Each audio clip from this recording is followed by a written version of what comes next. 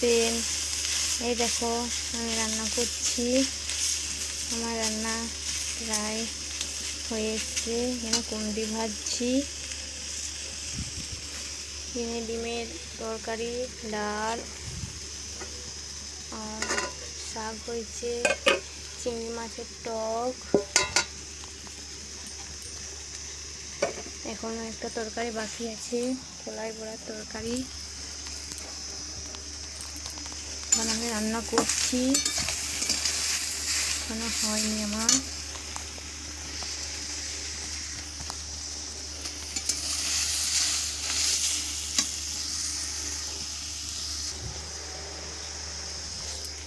এই যে রান্না করছি, অনেক দেরি হয়ে গেছে আজ।